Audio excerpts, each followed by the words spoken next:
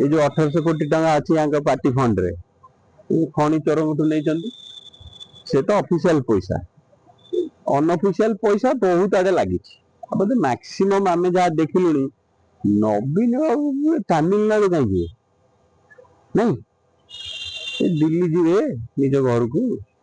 आउ कौटी ट्रिटमेंट हवा सिंगापुर जीवे तमिलनाडु कहीं जीवे आउ स्टालिन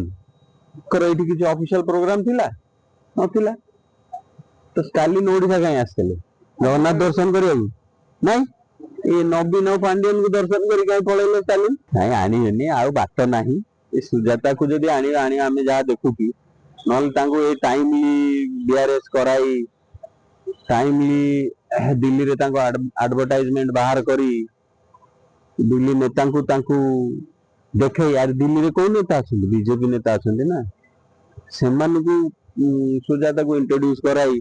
ये सब गोटे डायरेक्शन में दौर माने बीजेपी रे मिस्त्री सब।